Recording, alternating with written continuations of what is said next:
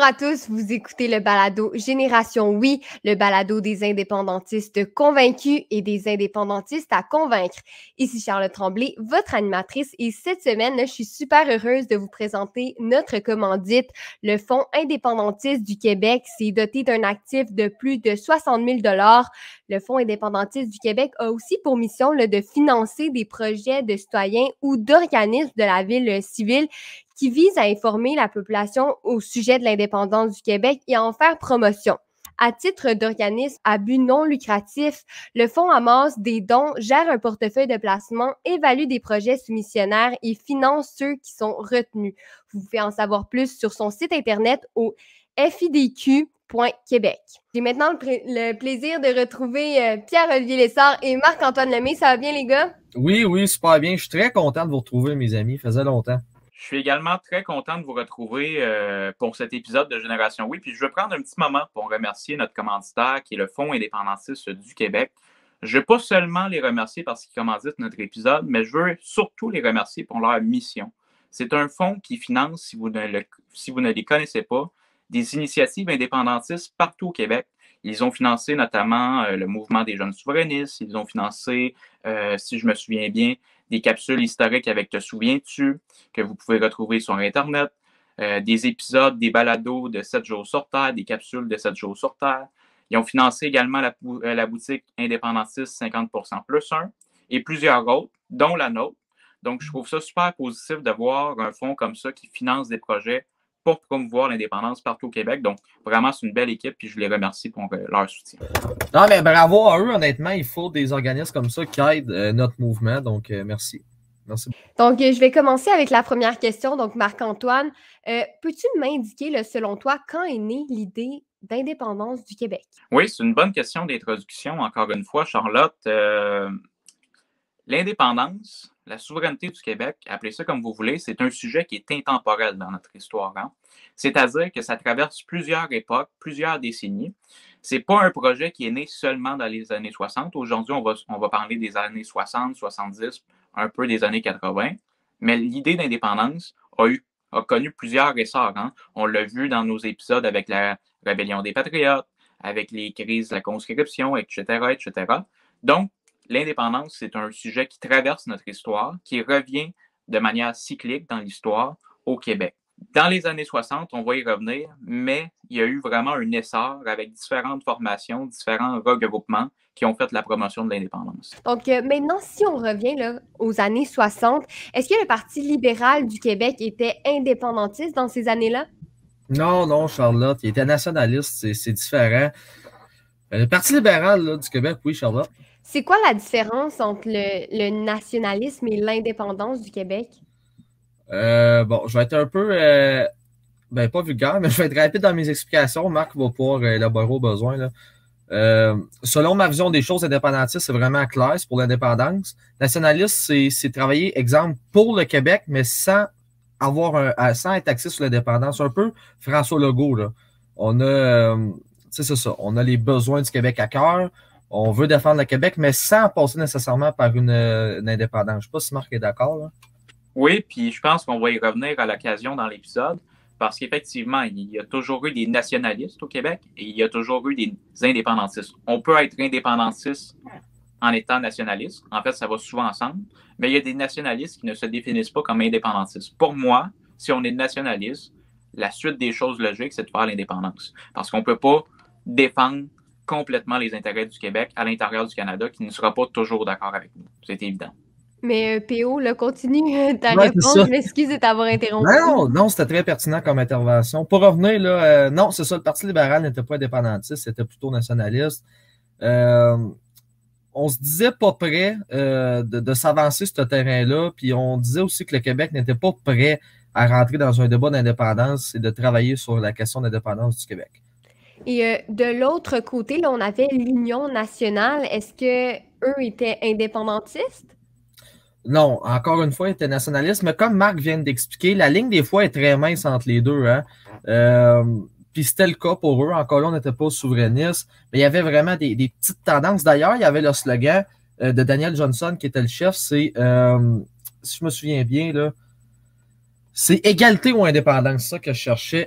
Écoute, ça veut tout dire, Charlotte. Là, je pense que la ligne du parti, c'est très mince. Ça, écoute, ça brasse. Ligne droite, ligne gauche, là, c'est très mince. Mais encore une fois, non. Et là, j'ai une petite question à part. Est-ce que dans ces années-là, il y avait seulement l'Union nationale et le Parti libéral du Québec ou il y en avait d'autres? Non, c'était les deux forces dominantes, si je peux répondre à ta question. Il y avait d'autres forces, mais les deux forces, le clivage, c'était vraiment entre les libéraux et l'Union nationale. Mais tranquillement, on va le voir dans l'histoire, ça a été bousculé, ce clivage-là. Mais je veux juste compléter la réponse de Pierre-Olivier sur l'aspect de nationalisme de l'Union nationale. Effectivement, tout ce que Pierre-Olivier a dit était vrai. Daniel Johnson était un nationaliste quand même assez très convaincu. Là. Pour moi, Daniel Johnson était beaucoup plus nationaliste que certains autres politiciens de l'époque et d'aujourd'hui parce qu'il proposait essentiellement l'égalité ou l'indépendance. Juste ça, c'est très fort. De dire, nous allons négocier avec le Canada pour avoir un statut égal et si ils ne veulent pas nous l'accorder, nous allons faire notre indépendance. C'est très fort là, pour un fédéraliste. Là. Donc, ce nationalisme-là pouvait rejoindre beaucoup de gens. Il était poussé avec l'émergence du Rassemblement pour l'indépendance nationale. Nous allons sans doute y revenir dans l'épisode.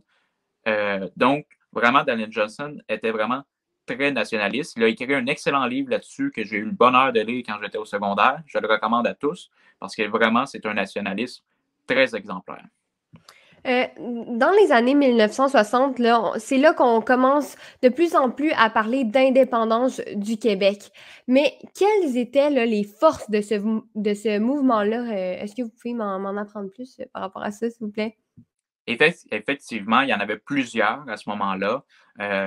Mais déjà, dès les années 60, le début des années 60, même en 1957, il y a déjà un premier regroupement qui s'est fondé autour de l'idée d'indépendance. Il y avait l'Alliance Laurentienne, qu'on appelait, qui étaient des gens un petit peu plus à droite que le spectre politique, qui réclamaient l'indépendance du Québec. Par la suite, on a eu le RIN que j'ai parlé, donc le Rassemblement pour l'indépendance nationale, qui a été fondé dans les années 60, donc officiellement en 1960.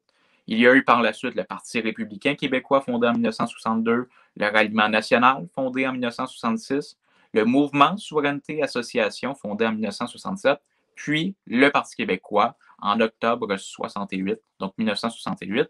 Il y avait plusieurs forces, comme je l'ai dit. Il y avait plusieurs clivages parce qu'il y avait des indépendantistes à droite et à gauche. Mais à un moment donné, ces gens-là se sont rencontrés puis se sont mis à la même table pour discuter, quelle est la suite des choses? Et puis, tu as justement parlé là, du Rassemblement pour l'indépendance nationale, aussi connu sous l'acronyme RIN. Quelles étaient ces têtes dirigeantes? Quels étaient leurs positionnements sur l'axe politique? Puis, qu'est-ce qu'ils faisaient là, pour faire avancer la cause là, de l'indépendance? C'est une excellente question. On pourrait consacrer un épisode entier là, au Rassemblement pour l'indépendance nationale. C'est en quelque sorte une grande part de la genèse du mouvement indépendantiste contemporain.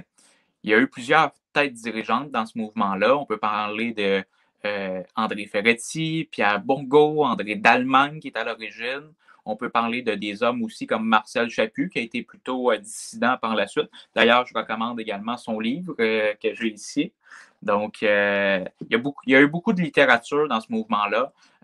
Il y avait beaucoup d'idées. C'était vraiment en effervescence. Puis, c'est ça. Donc, il y avait plusieurs têtes dirigeantes très influentes. C'était un mouvement qui était citoyen. Tout le monde pouvait y adhérer, y contribuer. C'était vraiment un mouvement populaire. La façon dont ils faisaient avancer leur position, qui était vraiment centrée autour de l'indépendance, ça se passait également par des moyens populaires. On parle d'assemblées de cuisine, d'assemblées avec des grands discours, avec nos chefs. On parle de manifestations, on parle de passer dans les médias avec des lettres ouvertes, des textes d'opinion, de la littérature, comme je l'ai dit. Donc, c'était vraiment un mouvement populaire, le Rassemblement pour l'indépendance nationale, propulsé par des citoyens, pas par des politiciens de carrière, mais qui voulaient une chose, l'indépendance du Québec. Et si on se souvient bien, là, on en a parlé dans notre dernier épisode, René Lévesque était le député et le ministre là, pour le Parti libéral du Québec. C'est d'ailleurs lui, là, on l'a dit dans notre dernier épisode, mais c'est d'ailleurs lui qui a réalisé la nationalisation de l'hydroélectricité. Mais un truc qui n'est pas clair là, pour moi, c'est quand et pourquoi il a décidé de quitter le Parti libéral du Québec. En fait, Charlotte, c'est un fait qui est souvent négligé puis oublié par plusieurs que René Lévesque, avant d'être un péquiste, est un libéral. Ce qui est quand même un peu paradoxal là, avec tout ce que René Lévesque a accompli. La date précise, là, je la connais pas. Peut-être que Marc, tu pourrais me dire l'année. C'est 70, 66, de quoi de genre? Là? Plutôt vers 1967. Ouais, ah bon, tu vois, je n'étais pas très loin. Parce que je crois que concrètement, le Parti québécois s'est formé en 1968. C'est ça? C'est ça que j'ai écrit dans ma recherche. OK, on peut Exactement. Non. Exactement, mais avant le Parti québécois, René Lévesque a fondé le mouvement Souveraineté Association, qui l'expliquait, et encore une fois, on dirait que ça arrangeait avec le gars des vues, dans son livre Option Québec, que je recommande. Tu as tous les livres. Je les ai tous les livres, mais malheureusement, pour vrai, je les ai pas tous. Mais je recommande la littérature parce que c'est toujours intéressant d'aller voir à l'origine qu'est-ce que ces hommes-là écrivaient, pensaient. Et effectivement, je vais te laisser poursuivre ta réponse, PO. Ah, mais j'aime ça quand tu parles. Mais pour finir là, sur ma réponse, Charlotte, en 1967, René Lévesque a quitté. Après un congrès du Parti libéral, ça a été le déclic. Là. Il a voulu parler de son idée d'indépendance dans un congrès, puis on lui a pas laissé la parole. Ça a été le déclic. Donc, lui, il a quitté le navire. Et je suis quasiment très content, en fait, qu'on n'ait pas laissé la parole à René parce qu'on sait tout ce qu'il a accompli pour le Québec et pour le Parti québécois ensuite. Là. Donc, en gros, c'est pas mal ça, Charlotte. Là. Puis, si je me trompe pas, est-ce que c'est après qu'il a créé le mouvement Association ou c'était avant? Je ne suis pas juste pour situer les auditeurs. Pour les situer, René Lévesque était député du Parti libéral. Et à ce moment-là, la période dont parlait Pierre-Olivier, le Parti libéral n'était plus au pouvoir. Daniel Johnson avait repris le pouvoir avec notamment l'idée qu'on parlait plutôt d'égalité ou d'indépendance. Et puis là, René Lévesque, tranquillement, a commencé à se questionner sur l'avenir du Québec. Il venait de réaliser la nationalisation de l'hydroélectricité. Il commençait à voir le potentiel du Québec à se développer à l'international et au sein de nos frontières également. Donc, il a écrit ce que j'ai présenté, Option Québec, qui était une option qui faisait la promotion de la souveraineté association. Donc, ce n'était pas de l'indépendance pure et dure. Donc, il ne proposait pas au Parti libéral du Québec, fédéraliste, de passer du fédéralisme à l'indépendance pure et dure. Quand on dit indépendance, c'est vraiment qu'il y a une rupture avec le reste du Canada. Lui, il voulait faire une sorte d'union européenne avec le Canada et le Québec. C'est-à-dire qu'on aurait quand même eu probablement peut-être un Parlement commun et des choses communes quand même. Ça n'aurait pas été une indépendance totale. Donc, il a écrit ce livre-là. Il en a fait la promotion. Il a fait une tournée du Québec. Il a fondé. Après ça, il est allé au congrès du Parti libéral. Le Parti libéral a refusé de débattre ouvertement de cette motion-là. Ils ont passé à un vote pas secret, donc un vote à main levée, alors que René Lévesque aurait préféré un vote secret. Puis, il a perdu son vote. Les délégués du Parti libéral ont battu sa motion pour l'option Québec, pour l'option Souveraineté Association. Il a carrément quitté le Parti libéral par la suite. Il a fondé le mouvement Souveraineté Association. Et là, est-ce que c'est un peu là avec un regroupement de petits partis indépendantistes qui ont créé le Parti québécois? Oui, je peux peut-être répondre encore une fois. P.O., tu pourras compléter si tu veux, mais essentiellement, oui, pour répondre à ta question, c'est des partis qui étaient tous indépendantistes. Donc, on parle du Rassemblement pour l'indépendance nationale qui a négocié avec René Lévesque, qui ne sont pas venus à une entente. Si on veut parler du congrès du Parti québécois, on peut en parler, le premier congrès, le congrès de fondation. Mais essentiellement, René Lévesque a conclu une entente avec les dirigeants du Ralliement national. Et là, ils ont tenu le congrès du Parti québécois et les gens du ARN, du Rassemblement pour l'indépendance nationale, se sont rejoints à ce moment-là au congrès en se disant, ben, c'est vrai que finalement, on est plus fort ensemble, puis on est mieux d'aller défendre nos idées, même si on n'est pas d'accord avec tout, on est mieux d'aller défendre nos idées au sein du Parti québécois, ça va avancer plus vite de cette manière-là. Donc, au congrès de fondation du Parti québécois, qui était présent et quels étaient là, les enjeux? Tu en as un peu parlé tantôt, Marc-Antoine, mais peux-tu approfondir un peu? Bien, effectivement, sans me répéter, donc, il y avait le MSA, le Ralliement national, puis les gens du Rassemblement pour l'indépendance nationale, le RIN, se sont rejoints. Les enjeux, ben, c'était à peu près tout. Tu sais, c'était un parti qui allait être nationaliste et souverainiste, mais jusqu'où? Quelles allaient être leur position sur la langue française, sur l'immigration, sur la culture et sur tout plein d'enjeux comme ça. Donc, on définissait aussi la manière qu'on allait réaliser l'indépendance, parce que ça peut diverger d'un indépendantiste à l'autre. Donc, ça, c'était un enjeu qui était présent. Le nom du parti était également discuté à ce moment-là. Il y a eu un vote pour décider quel allait être le nom du parti. Et anecdote, Parti québécois, le nom Parti québécois, ce n'était pas le nom préféré parmi les options de René Lévesque. Je pense, si je me souviens bien, il préférait Parti souverainiste, même si il est tombé en amour avec le nom du Parti québécois, parce que c'est vrai que c'est un beau nom. Effectivement, donc il y a eu plusieurs enjeux. Il fallait vraiment définir le nouveau parti. Et puis là, le Parti québécois a été fondé. Mais là, il y avait des défis là, qui étaient pour être sur leur route. Là. Et c'était quoi ces défis-là, justement? Ben, Charlotte, en fait, on peut sortir de la politique un peu cette réponse-là. C'est comme n'importe quelle organisation, équipe sportive, entreprise. Ben, premièrement, il faut se faire connaître. Il faut se faire connaître, il faut vendre le produit, il faut vendre notre image. Il faut aussi de ressortir de la concurrence. Donc, tu sais, ça, c'était principalement les premiers défis du Parti québécois, là. Effectivement, c'était essentiellement ça. C'était de faire avancer ses idées, de s'établir partout au Québec. Hein? Parce que quand tu fondes une organisation politique, il faut que tu t'établisses dans toutes les circonscriptions du Québec avec des militants, des gens qui vont faire du financement, qui vont faire de l'animation politique également, donc des actions politiques sur le territoire. Donc, c'était ça le défi du Parti québécois.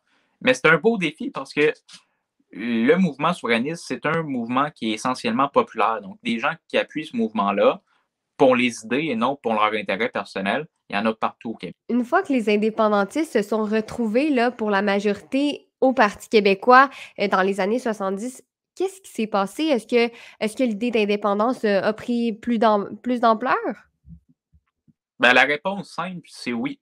Parce que quand on regarde les résultats, avant, quand les souverainistes étaient divisés dans les années, si on prend l'exemple de l'élection 1966, le Rassemblement pour l'indépendance nationale puis le Ralliement national récoltaient respectivement 5,6 des votes, puis 3,2 Donc, c'était vraiment très faible parce qu'ils étaient divisés. Ils présentaient des fois des candidats l'un contre l'autre. Mais là, avec la bannière du Parti québécois, quand ils étaient unifiés, ça allait beaucoup mieux pour la suite des choses parce que leur discours était plus cohérent. Ils ne devaient pas s'affronter. Puis, ça devenait une option crédible parce qu'il y avait vraiment beaucoup de belles figures emblématiques dans ce mouvement-là. Il y avait René Lévesque avec Pierre Bourgault, puis Jacques Parizeau s'est joint au mouvement. Donc, c'est devenu rapidement une option crédible pour les Québécois. Je vais juste conclure la belle réponse de Marc avec tous ces grands hommes qu'il a marqués, qu'il a nommés. Charlotte, diviser pour mieux régner, se rassembler pour mieux triompher. Moi, je pense que ça résume amplement ce qui s'est passé avec le Parti québécois. En avançant dans l'histoire, il y a eu un événement assez marquant aussi, je pense, pour les Québécois, la crise d'octobre. Est-ce que vous pouvez m'en apprendre plus par rapport à ce sujet-là? Oui, mais juste, je vais mettre un petit bémol, Charlotte. C'est une excellente question, mais j'ai une petite idée derrière la tête. J'ai des idées d'invités qu'on pourrait recevoir à notre balado pour parler spécifiquement de cet enjeu-là.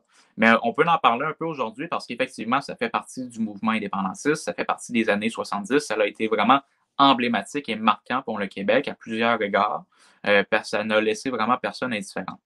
La crise d'octobre, ça regroupait des jeunes, principalement, autour de l'idée de faire l'indépendance en n'utilisant pas nécessairement les voies démocratiques, ce qu'essayait de faire le Rassemblement pour l'indépendance nationale, le Ralliement national, le Parti québécois, parce qu'ils se disaient, au fond, on ne pourra pas vraiment gagner aussi facilement que nos adversaires une élection. À ce moment-là, il faut savoir que la politique était très corrompue, il y avait beaucoup de collusion. Les riches pouvaient, les personnes riches au Québec pouvaient vraiment influencer le sort d'une élection parce que c'était des grands donateurs, il n'y avait pratiquement pas de limite. C'était vraiment pas comme aujourd'hui. Donc, ces jeunes-là, c'était des jeunes désabusés du système, qui ne croyaient plus au système au Québec, puis qui voulaient faire la promotion de leur idée autrement. Ils ont choisi les voies violentes, puis là, on pourrait passer un épisode complet là-dessus. Là. C'est pour ça que je dis que j'aimerais ça y consacrer d'autres épisodes, éventuellement avec des invités qui pourront nous en parler de manière vraiment plus élaborée qu'aujourd'hui. Puis il y a d'excellents documentaires aussi là-dessus. Mais essentiellement, c'est ça. C'était des jeunes désabusés qui ont fait avancer leur idée d'une manière pas démocratique, qui ont pris les voies violentes, hein, mais essentiellement, c'était pas des criminels endurcis, hein, les gens du FLQ, c'était des jeunes comme vous et moi qui ne croyaient plus au système puis qui ont fait avancer, qui ont pris d'autres voies. En 1976, le Parti québécois a gagné les élections pour la première fois de son histoire. Là, ce que tout le monde veut savoir, c'est quels ont été les résultats, c'était quoi les enjeux, puis quel était là, le symbole justement de cette élection. Ben, Charlotte, c'est sûr que c'est la première victoire du Parti québécois, donc ça marque l'histoire, ça marque l'imaginaire aussi. Il faut savoir que c'était une victoire quand même assez convaincante et écrasante. Ils ont défait le gouvernement de Robert Bourassa, qui était quand même assez fort à cette époque-là, donc c'était quand même assez marqué, honnêtement, comme victoire du Parti québécois. En plus, on a promis de tenir un référendum, hein, pour l'indépendance du Québec. Avec cette élection-là, on sait qu'il y a eu un référendum en 80 par la suite. Effectivement, c'est une élection assez emblématique, hein, l'élection de 76. Les précédentes également, mais celle-là encore plus parce que c'est là que le Parti québécois a pris la tête du gouvernement avec René Lévesque à sa tête. Ils ont battu Robert Bourassa, qui était un premier ministre assez marquant aussi, qui est revenu par la suite. On parle de 71 élus pour le Parti québécois à l'époque, sur 110 élus à l'Assemblée nationale, 26 pour le Parti libéral, 11 seulement pour l'Union nationale, 1 pour le Ralliement créditiste et 1 pour le Parti national populaire, qui était dirigé par Jérôme Charquette, l'ancien ministre de la Justice, pendant la crise d'octobre. Bref, c'est vraiment une victoire écrasante. Puis quand on regarde les images, là, n'importe quel indépendantiste, n'importe quel même nationaliste ou même n'importe quel Québécois regarde les images de l'élection de 1976. Je ne sais pas pour vous, mais moi, ça me donne des frissons là, de voir les gens acclamer René Lévesque. Le discours de René Lévesque, c'est vraiment un moment magique que je pense que tous les jeunes souverainistes auraient aimé vivre parce qu'effectivement, c'était vraiment marquant là, comme élection. C'est la première élection d'un gouvernement souverainiste, hein, au Québec. Donc, oui, c'est vraiment très marquant. Alors, une fois que le Parti québécois a été élu, quels ont été les éléments marquants là, au Québec et au Canada d'un point de vue plus constitutionnel? Eh bien, par la suite, une fois que le Parti québécois a pris le pouvoir en 1976, PO l'a mentionné tantôt très bien, il y a eu, on le sait, en 1980, le référendum. Suite au référendum qui a été malheureusement perdu, qui est un référendum sur la souveraineté association, qui demandait en fait aux Québécois un mandat de négocier avec le gouvernement fédéral. C'était une longue question, mais essentiellement, c'est ça que ça voulait dire. Donc, l'option du oui a perdu. Et là, par la suite, Pierre-Éliott Trudeau s'est mêlé vraiment de la question de manière en étant un serpent là, pour moi. C'était vraiment vicieux de sa part. Il a entamé les négociations constitutionnelles en employant différents moyens vraiment pas éthiques. Là. Et on parle d'espions au sein même du Parti québécois. Là. Je ne sais pas si je vais peut-être apprendre quelque chose à des gens ici aujourd'hui, mais il y avait un ministre du gouvernement du Parti québécois, Claude Morin, qui travaillait pour la GRC, qui donnait des informations sur la stratégie, parce que c'est lui qui l'élaborait avec René Lévesque, sur la stratégie de négociation, sur la stratégie du référendum avant ça, qui donnait les informations à la GRC pour les transmettre au bureau du premier ministre du Canada. Donc, quand il y a eu, puis on va en parler probablement plus tard, mais quand il y a eu les négociations constitutionnelles, la GRC, le gouvernement, Pierre-Éliott Trudeau connaissait toutes les stratégies du gouvernement Lévesque. Et ça, c'est vraiment vicieux, d'espionner à la source René Lévesque. Il y a eu plusieurs, ils l'ont également espionné dans sa vie privée. Donc, ces gens-là qui régnaient vraiment René Lévesque et les Québécois là, pour se dire, on ne va pas passer par des voies démocratiques, on ne va pas laisser les Québécois décider par eux-mêmes pour eux-mêmes. On va les espionner, on va les traquer, on va employer toutes sortes de manières pour empêcher les Québécois de sortir de cette fédération-là. C'est quand même assez incroyable. Moi, j'ai une petite question pour toi, Marc-Antoine, parce que je trouve ça extrêmement fascinant. Là. Claude Morin, comment ça a fini? Là? Tu sais, je sais qu'on peut en parler très longtemps, mais comment ça a fini tout ça? Parce que ça sort de l'ordinaire. Là. Oui, je peux en parler rapidement, mais si on consacre un autre épisode justement à cette période-là des négociations constitutionnelles, on va pouvoir y revenir davantage. Donc, j'invite les gens à écouter notre prochain épisode quand il sera sorti. Mais d'ici là, je ne vais pas les laisser trop sur leur faim. Ça s'est plutôt mal fini pour M. Morin, parce que moi, je pense que toute bonne chose finit par se savoir dans la vie. Hein? Quand tu dis quelque chose à quelqu'un, ben, ça finit par se savoir tôt ou tard. Puis là, c'est l'exemple parfait de ça. Hein? son mensonge, en quelque sorte, donc parce que c'était pas un vrai péquiste, là, pur et dur. Il travaillait pour le GRC. Ça y a éclaté d'en face. René Lévesque l'a su. René Lévesque a été vraiment dévasté par ça, là. Si vous avez écouté notamment la série sur sa vie, puis sur ses années au pouvoir, il en a fait une crise. Ça l'a vraiment ébranlé, même physiquement, là, parce qu'il a vu que le gouvernement fédéral allait vraiment loin. Puis au-delà de ça, c'était vraiment pas. On peut être des adversaires politiques, mais de là à s'espionner, puis dans nos vies privées, puis d'avoir des dossiers, c'était vraiment incroyable, puis ça s'est mal fini pour Claude Morin. Il s'est défendu par la suite en disant qu'il n'y avait plus le choix, puis une fois qu'il avait commencé, ben, ça allait toujours plus loin, puis bon. J'invite les gens à vraiment se documenter là-dessus, même si on va y revenir dans notre prochain épisode, mais effectivement, c'est quelque chose de marquant aussi. Bien, merci beaucoup, les gars, d'avoir été avec nous aujourd'hui. Et pour vous, là, à la maison, qui vous demandez peut-être de quoi on va parler dans notre prochain épisode, on va parler des questions constitutionnelles, comme Marc l'a mentionné tout à l'heure, dans les années 80 et 90. D'ici là, je m'adresse à vous, là, les auditeurs. Je veux vraiment vous remercier là, d'être toujours aussi présents et actifs sur nos plateformes. Si c'est pas déjà fait, je vous demande de nous suivre sur nos réseaux sociaux. Finalement, je tiens une fois de plus à remercier chaleureusement le Fonds indépendantiste du Québec. Doté d'un actif de plus de 60 000 $, le Fonds indépendantiste du Québec a pour mission de financer des projets de citoyens ou d'organismes là, de la société civile qui visent à informer la population au sujet de l'indépendance du Québec et en faire promotion.